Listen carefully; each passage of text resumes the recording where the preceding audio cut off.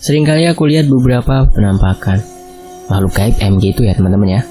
Mulai dari suara santri pada ngobrol, sosok Kunti di atas meja, di tempat cuci piring, kadang mereka tertawa dan menangis. Sosok kunciran nih. Malas sebenarnya sebut ini. Soalnya ada beberapa kejadian. Nanti penulis ceritain ya. Dan saya juga fakta secara meminta izin untuk bawain kisah itu. Tapi kalau boleh ya teman-teman ya, doakan semoga boleh. Lanjut. Nah, sosok kunciran itu sedang berdiam diri di pojok ruangan dan makhluk lainnya yang kadang memanggil nama gue. Jadi aku selalu hindarin dapur kalau malam hari. Males ngeliatnya. Susah mau lewat kalau ada makhluk gaib. Takut kalau dilewatin dia nengok atau bersuara. Udah capek dibikin kaget mereka. Lu kan takut setan, ucap senior sambil memukul kepalaku.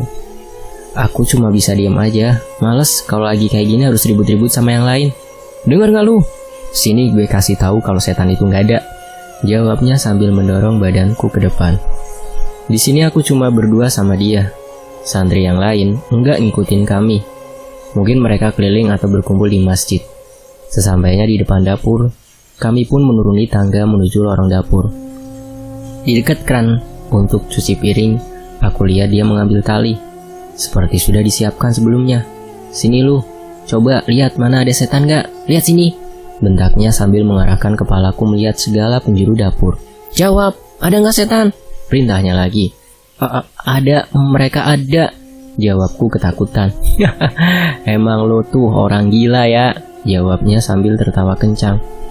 Aku lihat para makhluk gaib mulai melihat ke arah kami. Tatapan matanya tajam, seolah mereka terganggu dengan keberadaan kami. Beberapa dari mereka mulai mendekat. Aku juga lihat ada kakek yang biasa suka datang tiba-tiba kalau aku lagi sendiri. Jangan takut Aryo, ucap kakek itu di dalam hatiku. Aku cuma memejamkan mata, aku ketakutan. Seakan-akan mereka bertambah banyak dan semakin banyak. Sini loh, tariknya membawaku ke tiang di pojok dapur. Sampai lu bilang setan itu gak ada, baru gue lepasin ya, ucapnya sambil memulai mengikat aku di tiang tersebut. Jangan kak, aku takut. Jangan tinggalin aku sendirian kak, jawabku gemetaran dan coba berontak. Ngerti gak gue suruh diem? Awas sampai yang lain ngedengar suara lu ya, ancamnya lalu menamparku. Gak lama aku lihat sosok hitam berdiri di belakangnya. Tangannya mulai merangkul Yusuf, kakak kelasku. Gak tahu dia sadar apa enggak, aku terus perhatikan sosok tangan itu mulai melingkar di badan Yusuf. Kak, ada, ucapku mulai khawatir melihat sosok tangan itu. Yusuf tidak bergeming. Aku lihat dia cuma menatap kosong ke depan. Dari sela kaki-kaki kami, sebuah tangan mulai merayap ke depan dan memegang kaki Yusuf. Yusuf mulai tertawa. Aku terdiam dan menatap takut. Gak ngerti apa yang lagi terjadi di depanku. Semakin lama mulai terlihat tangan-tangan lainnya di kepala dan badan Yusuf. Tangan itu terus berusaha untuk memegang erat Yusuf. Lalu Yusuf mulai menggila. Dia membenturkan kepalanya ke dinding, ke meja makan, dan ke keran air sambil tertawa-tawa. Lalu terlihat darah mengalir dari kepalanya. Yusuf! Terdengar suara santri yang lain mulai berlarian dari ujung dapur. Mereka teman-teman kami yang jaga malam itu. Aryo kenapa Yusuf? Tanya mereka. Tiba-tiba suara raungan macan terdengar dari belakangku. Sosok harimau muncul dan berhenti tepat di sampingku. Aneh tapi nyata, jelas banget itu harimau. Warnanya, fisiknya, besarnya, kuku dan giginya. Itu pasti bukan makhluk gaib, pikirku. Jangan takut nak, kakek di sini. Terdengar suara kakek di dalam hati. Aku merasa seperti gak punya kaki. Seluruh badanku terasa lemas. Aku cuma mendengar santri lainnya menjerit ketakutan dan berlari meninggalkan kami. Lalu semua terlihat gelap gulita. Aryo, bangun! Aku tersadar dan udah ada di kamar. Aku lihat di depan mata ada Ustadz Aulia duduk di pinggir kasur. Terlihat wajahnya khawatir. Kamu kenapa? Ucapnya khawatir. Aku menggelengkan kepala. Yusuf mana Tat? Tanyaku. Ada di ruang kesehatan. Kalian habis dari mana? Kenapa Yusuf luka-luka begitu? Selidiknya. Aku gak ngejawab pertanyaan Ustadz. Aku lagi coba mengingat semua yang baru aja kejadian. Dan itu pertama kali dalam hidupku. Kenapa ada suara kakek itu ketika ada harimau? Siapa kakek itu?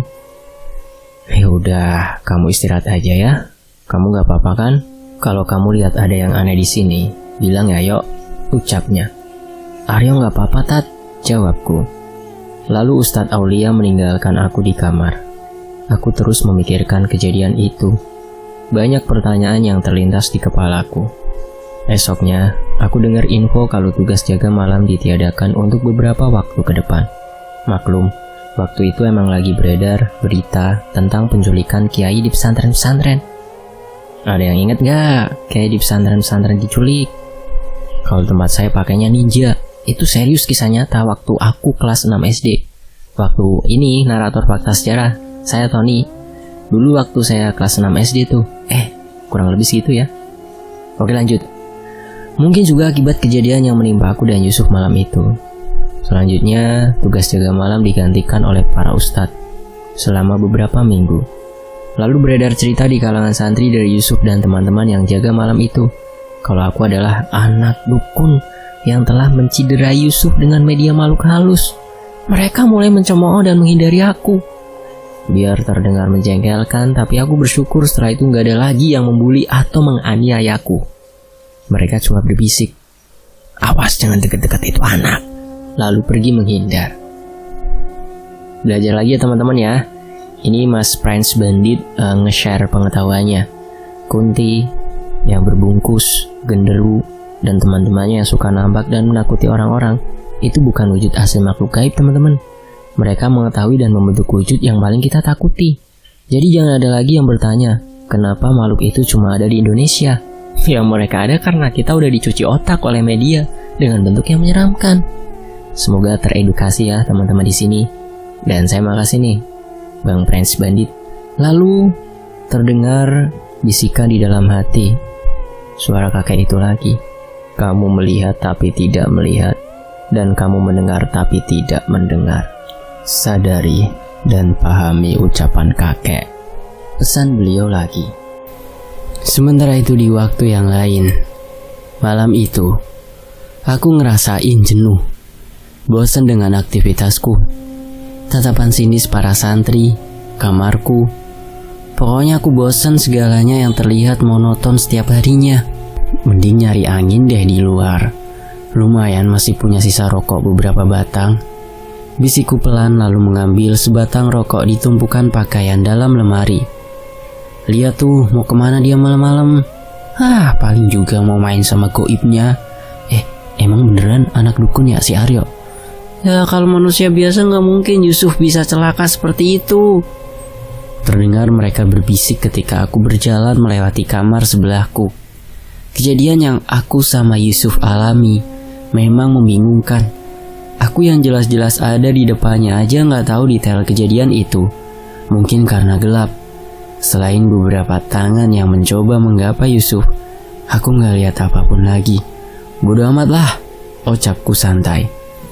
Sambil terus berjalan, gak sadar ternyata kaki membawa aku ke masjid. Teras masjid lebih tepatnya. Tatapan kosongku mengingatkan sejak peristiwa Yusuf tersebut. Aku udah jarang duduk di sini lagi. Kemana ya anak itu?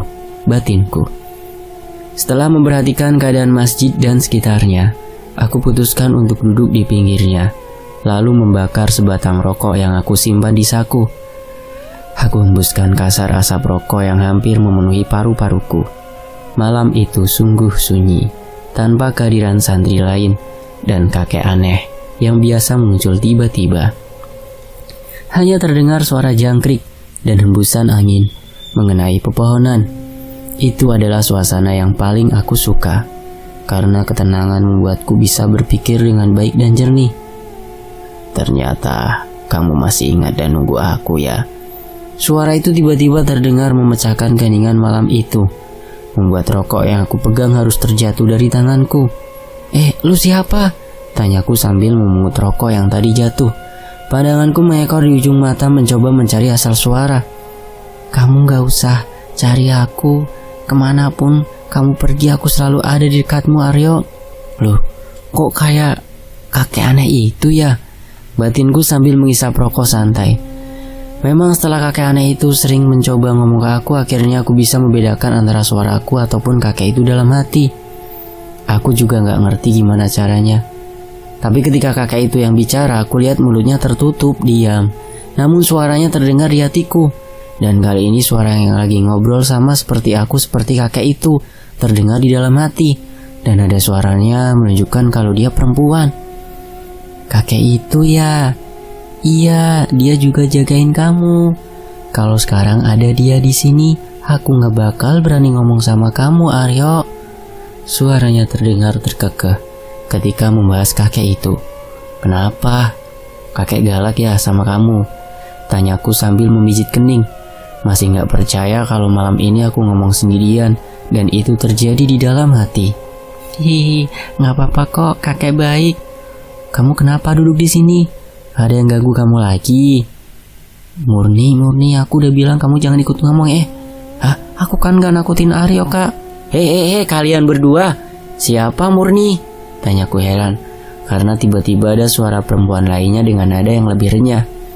Itu adikku Murni. Maaf ya kalau dia membuat kamu takut. Jawabnya dengan nada yang sedikit lebih rendah. Khawatir aku bakal ketakutan kayaknya. Oh, kalian bersaudara? Kalian di mana sih? Aku mau lihat dong.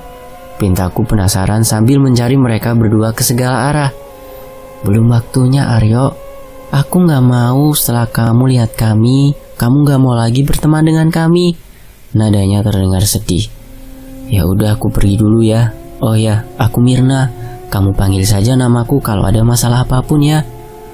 Weh Mirna, Murni, aku belum selesai ngomong, teriakku dalam hati. Sepertinya mereka sudah pergi karena aku enggak dengar jawaban apapun. Mirna dan Murni. Mirna apa Marni ya? Lupa aku, ucapku pelan sambil garuk kepala, cekikikan sendiri. Akhirnya aku rebahkan badan di lantai itu sambil terus berpikir kejadian barusan. Aneh juga, aku gila gak sih? Batinku terheran-heran yang membayangkan kembali obrolan sama Mirna dan Murni. Suara mereka mirip seperti anak kembar, dan rasanya kayak ngobrol sama teman lama. Padahal buat ngobrol sama orang lain aja aku males. Ternyata enak banget ya punya temen, ucapku sambil membayangkan aku, Mirna, dan Murni bercanda dan tertawa bareng. Jangan kamu deket-deket dengan wanita itu, Aryo. Suara kakek menghilangkan khayalan indahku. Seperti biasa datang selalu ngagetin, jawabku dalam hati. Wanita itu tidak baik. Mereka punya dendam yang tinggi, Aryo. Kalian berbeda. Pesan kakek sedikit menekan kalimat berbeda. Aku cuma mengangkat sebelah alis. Terus bedanya sama kakek apa? Dengan nada meledek. Jangan sampai kamu salah jalan, Aryo. Suaranya berubah seperti ia ucapkan tepat di samping telingaku. Buru-buru bangun lalu melihat di sebelahku tiduran. Gak lama suara kakek udah gak kedengeran lagi. Mungkin dia marah. Mungkin juga dia nyari Mirna dan Murni mau diomelin. Badanku kerasa pada pegel semua. Heran kayak habis nyapu masjid aja. Padahal aku cuma santai-santai di sini, bisikku kesal. Akhirnya tak sadar aku pun tertidur di teras masjid. Tiba-tiba kamu ikut kakek, perintahnya ke aku. Aku cuma lihat tanganku dipegang sama kakek itu dan rasanya dingin. Tangan kakek dingin sekali. Mau kemana kek? Tanyaku penasaran sambil terus melihat kakek menarikku. Yang gak habis pikir posisiku ditarik. Ternyata aku diseret terbang. Mataku terbelalak melihat pemandangan aneh itu. Kakek! Aku coba memanggilnya. Beliau tidak bergeming sama sekali.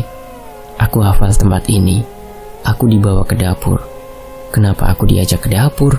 Batinku keheranan. Kamu perhatikan, seru kakek dengan wajah dingin. Dari kejauhan aku lihat ada dua orang sedang berjalan ke dapur. Karena terlalu gelap aku gak bisa lihat itu siapa.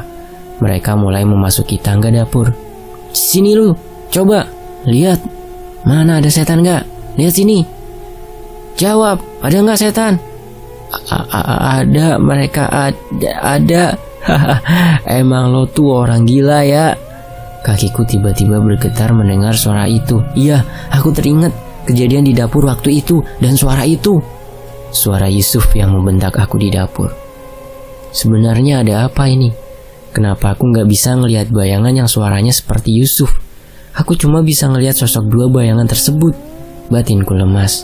Jangan takut Aryo. Tenangin hati kamu. Buang rasa takut kamu, nak. Nanti kamu bisa melihat dengan jelas kejadian yang sedang kamu saksikan. Kakek coba mengarahkan. Aku ikutin semua saran kakek tadi. Lalu tiba-tiba di sekeliling aku berubah menjadi terang. Entah cahaya datang dari mana, tapi cahaya itu berwarna biru tua dan banyak sekali kabut di sekitarku. Bayangan yang tadi aku lihat ternyata benar. Itu Yusuf dan aku yang sedang di dapur. Sekarang kakek membawaku mendekati Yusuf, tepat berada di samping Yusuf. Sampai lu bilang setan itu nggak ada, baru gue lepasin ya. Ucap Yusuf mulai mengikat aku di tiang. Pengen aku ngebantu ngelepasin tali yang mengikat diriku sendiri agar bisa pergi dari Yusuf saat itu. Tapi kakek mencegahku bergerak. Kamu perhatikan baik-baik Aryo. Kakek memegang pundaku. Kembali aku terdiam mengawasi setiap gerak-gerik Yusuf saat itu. Suara jeritan perempuan mengagetkanku. Dan suara perempuan itu berasal dari belakang tiang tempat aku diikat. Lalu muncul dua sosok perempuan dari kanan dan kiriku saat itu. Dengan wajah membiru, terlihat urat di sekitar mata dan lehernya berwarna hitam, membesar, seperti ingin keluar dari dalam kulit. Dari mulutnya keluar darah berwarna hitam pekat, membasahi bagian mulut dan dagunya, lalu menetes ke lantai, menjijikkan. Mereka mendekati Yusuf dengan tatapan seperti ingin melahapnya. Mulai tercium aroma tidak sedap, seperti bau bangkai yang menusuk hidung tajam. Kepala wanita itu mulai mengeluarkan darah segar, membasahi kepalanya dan tercampur dengan darah yang hitam tadi di sekitar mulutnya. Sedangkan perempuan satunya lagi berjalan mendekati Yusuf dengan terseok-seok. Terdengar suara tulang beradu setiap wanita itu berjalan. Bunyinya sungguh membuat ngilu siapapun yang mendengar. Tangan sebelah kirinya bengkok seperti sengaja dia patahkan, sedangkan tangan kanannya mencoba menggapai Yusuf. Kukunya panjang sekali dan berwarna hitam. Kepalanya dimiringkan sebelah kiri, matanya hitam pekat mengeluarkan darah. Melihat kejadian itu seakan membuat jantung dan darahku berhenti. Sekedar menarik nafas saja aku gak mampu. Tenggorokan terasa kering membuat aku susah untuk bersuara. Aku perlahan mencoba untuk mundur karena perempuan itu mereka tepat berada di hadapan Yusuf dan ia tidak bergerak. Apa mungkin ini yang udah dilihat Yusuf waktu itu? Tanyaku dalam hati. Perempuan itu lalu menjerit sekencang-kencangnya sampai gendang telingaku terasa tertusuk oleh jeritanya. Salah satu dari mereka memasuki badan Yusuf. Yang satu lagi memegang tangan Yusuf dan menariknya menghantam meja makan, tepat mendarat di dadanya Yusuf. Lalu Yusuf tertawa terbahak-bahak, bukannya kesakitan. Wajahnya terlihat gembira menikmatinya. Sudah jelas maksud kakek. Ucapannya membuat aku mengedipkan mata melihat kejadian yang begitu mengerikan. Jangan berteman dengannya. Itu Mirna dan Murni. Mereka punya dendam yang sangat dalam. Tegas kakek. Mirna dan Murni? Hah, itu mereka? Wajahnya. Kenapa tadi suara mereka terdengar lembut ketika berbicara samaku? Jadi mereka adalah... Banyak sekali pikiran-pikiran yang terus berputar di kepalaku. Sudah cukup, kamu harus kembali Aryo. Belum waktunya kakek membuka semuanya. Kakek menarik kasar tanganku lalu. Semua terasa begitu cepat. Aku terlempar entah kemana. Au, sakit. Tanganku mengusap kepalaku yang membentur tembok lalu membuka mata. Hah? Aku masih di masjid? Ucapku keheranan. Terus tadi di dapur? Kakek? Aku mengernyitkan alis mencoba mengingat kejadian yang baru aja aku alami. Mungkin itu mimpi. Semoga aja jangan sampai kejadian deh. Batinku ngeri dengan adegan tadi. Pelajari dan pahami apa yang baru saja kamu alami Aryo. Terdengar pesan kakek di dalam hatiku. Dan cerita di bagian ini ada pelajaran spiritualnya ya. Pastikan teman-teman disimak dengan cermat. Untuk Mirna dan Murni, di sini sebatas spoiler aja. Karena cerita asal-usul mereka sedang dalam proses pengetikan. Kemungkinan bakal tayang di awal bulan dengan judul Kisah Kelam Penjagaku Kuntilanak Kembar. Dan karena ini nulisnya tahun 2020, berarti udah terbit ya. Mungkin Fakta secara mau mencoba izin ya kepada Bang Prince Bandit. Dan kita kembali ke ceritanya lagi. Akhirnya aku pergi meninggalkan masjid tempat aku yang ketiduran tadi. Apa sih yang harus aku pelajarin? Gerutuku sambil menendang angin kosong. Gimana caranya kakek itu bawa aku terbang? Terus bisa datang lagi di hari kejadian aku di dapur sama Yusuf? Masih terus membatin. Sedangkan aku kenal sama itu kakek aja enggak, tapi beliau sering banget datang ke aku. Terus Mirna dan Murni, mereka itu siapa? Kenapa banyak banget yang mengusik hidupku? Tanyaku dalam hati lalu memasuki kamarku. Aku perhatikan satu-satu para santri yang masih terlelap malam itu. Pasti enak ya jadi mereka. Bisa hidup dengan santai, gak dibully, gak dibuang orang tuanya, punya banyak temen. Mereka bisa terlelap seperti gak ada beban sama sekali. Beda banget sama aku. Dibully, dikucilkan, dihina, dianggap aneh, sendirian gak punya temen, dan selalu ditemenin oleh makhluk aneh di sekitarku. Kalau emang hidupku cuma jadi bahan ejekan orang, kenapa aku dikasih hidup? Kenapa Tuhan pilih kasih? Mana yang katanya Tuhan penyayang? Di waktu aku diganggu orang, kenapa Tuhan diam aja? Itukah yang dinamakan penyayang? Tuhan gak adil. Ya, gak sengaja kejadian itu malah mengingatkan aku tentang semua hal yang udah aku jalanin selama ini. Merasakan lagi luka yang pernah aku rasain dari kecil. Dan itu semakin membuat aku dendam kepada ibu. Ibu yang menyebabkan aku jadi seperti ini. Ibu juga yang udah misahin aku sama ayah. Ibu ngebuang aku jauh ke sini biar aku gak bisa nyari ayah lagi. Itukah sosok ibu? Pantas wanita seperti itu disebut ibu? Kalau bisa milih gak bakal mau aku lahir dari rahim wanita seperti itu. Ibu sialan. Aku terus mengutuk ibu dengan air mata bercucuran. Dengan air mata ini, aku terus menyemangati diriku sendiri. Sewaktu saat aku pasti ngebalas semua perbuatan ibu dan orang-orang yang telah menyepelekan aku. Itu janjiku. Aku menyeka kasar air mata dengan tangan. Dengan tatapan penuh dendam, aku ingat jelas wajah ibu yang udah ngebuang aku ke sini. Lalu aku berjalan ke arah kasurku. Dengan segenap perasaan kecewa dan sakit hati, aku terus membayangkan tiap perbuatan ibu kepadaku. Kamu kenapa menangis? Tanya Murni, terdengar mendesis geram. Siapa yang berani menyakiti kamu? Mirna menimpali dengan nada tinggi. Hawa di kamarku berubah. Dari yang tadinya adem oleh semilir angin malam yang berembus tenang, lalu berubah menjadi panas memenuhi ruangan kamarku. Hawa itu seakan mengikuti perasaan hatiku. Semakin pula aku ngerasa dendam, aku memenuhi dada seakan ingin mendadak keluar, meledak. Malam itu menjadi mencekam dan keinginan untuk membunuh terlintas di otakku untuk pertama kalinya. Sesuatu seperti mengarahkanku untuk melampiaskan dendam yang sudah lama aku simpan. Aku gak apa-apa kok, jawabku dingin kepada mereka. Kamu kenapa? Tanya mereka berdua. Pergi lu sana, ngapain lu mau deket sama gue? Lu siapa? Lu cuma bikin gue kelihatan makin aneh di depan orang lain. Gue benci lu semua, bentakku di dalam hati. Itu ngebikin badanku bergetar menahan kesal. Hawa di kamarku balik normal, dan aku gak dengar lagi jawaban dari mereka berdua. Mungkin pergi dengar aku teriak kesal. Maafin aku, batinku lirih. Dan malam itu aku tertidur setelah capek menangis dan berpikir. Kak, kok Aryo marah ya sama kita? Tanya Murni kepada kakaknya. Aryo bukan marah sama kita, Dek. Dia benci jadi bahan ejekan orang lain, jawab Mirna kepada adeknya. Aku gak tega liatnya, Kak. Aku seperti merasakan sesuatu melihat Aryo tersiksa seperti itu, ucap adeknya. Kita harus menjaganya. Jangan sampai dia menangis lagi seperti itu. Itu yang kamu maukan, adikku sayang? Tanya Mirna sambil tertawa melengking. Iya kakak, aku suka Aryo. Aku ingin terus menjaganya, jawabnya dengan nada penuh kemarahan. Lalu perlahan tubuh besar mengerikannya perlahan berubah menjadi seorang gadis kecil.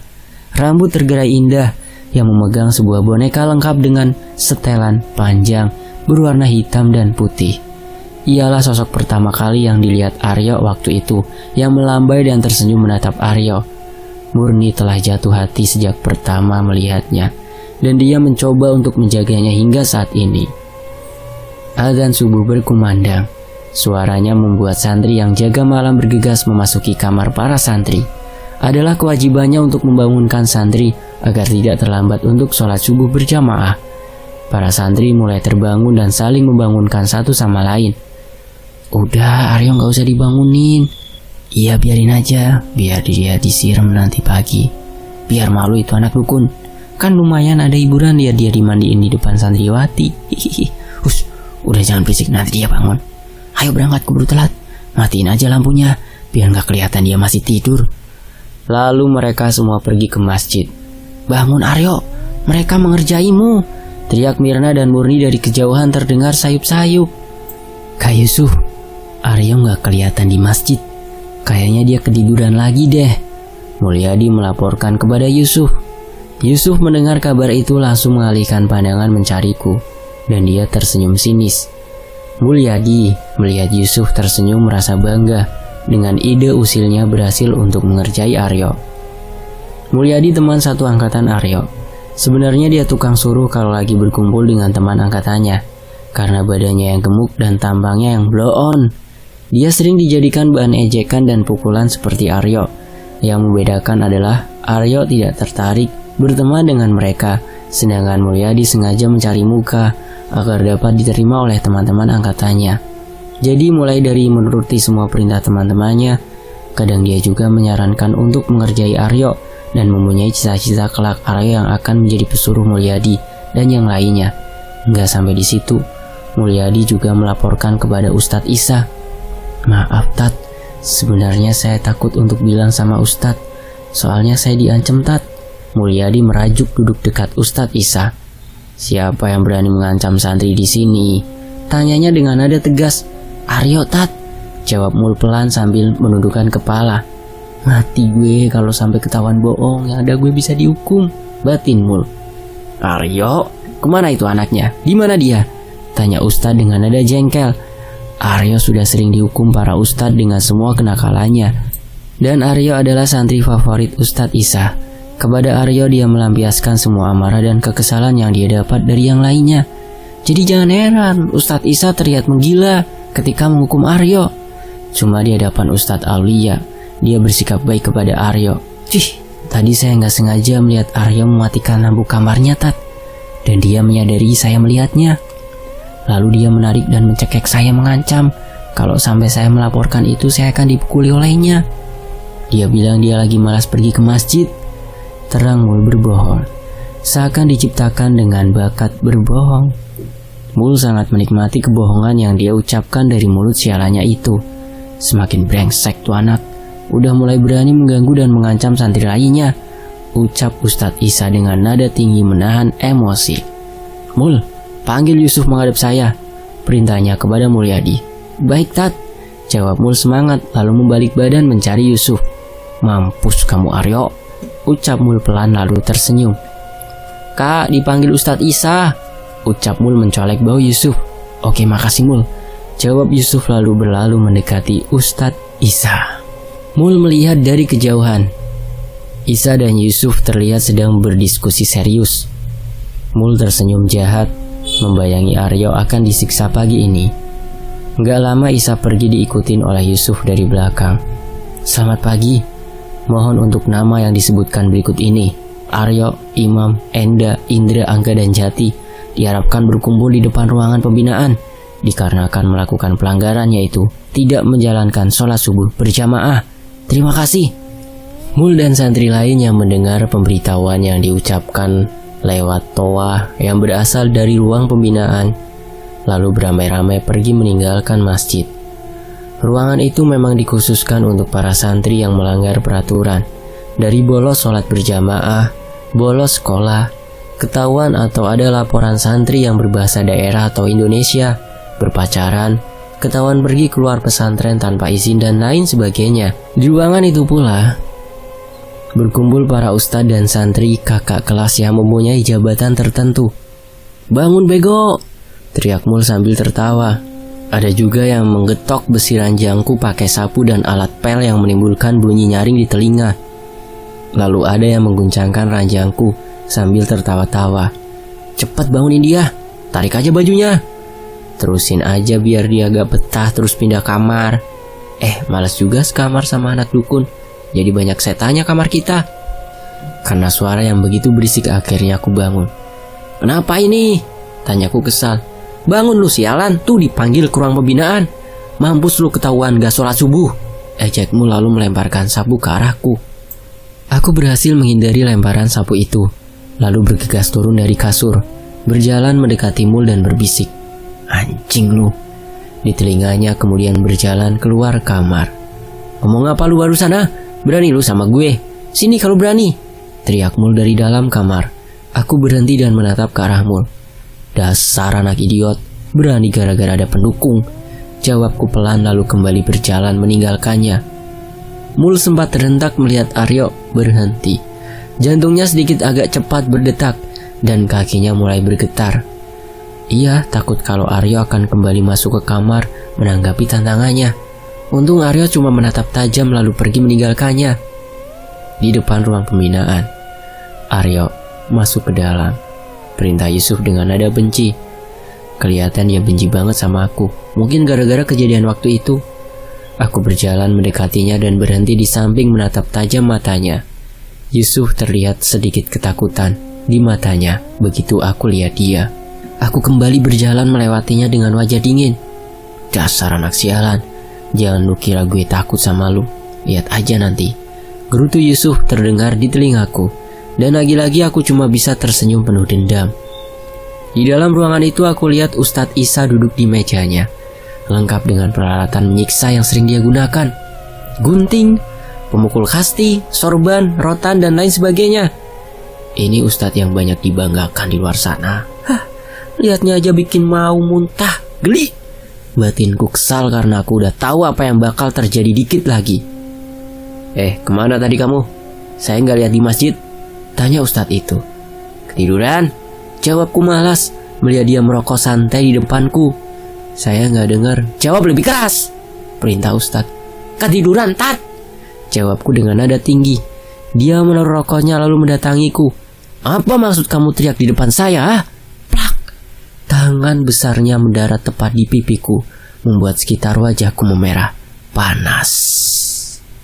Bersambung. Nantikan kelanjutannya hanya di Fakta Sejarah. Saya pamit. Wassalamualaikum warahmatullahi wabarakatuh. Terima kasih untuk penulisnya. Dan tentunya terima kasih untuk teman-teman yang udah menyimak sejauh ini di Fakta Sejarah.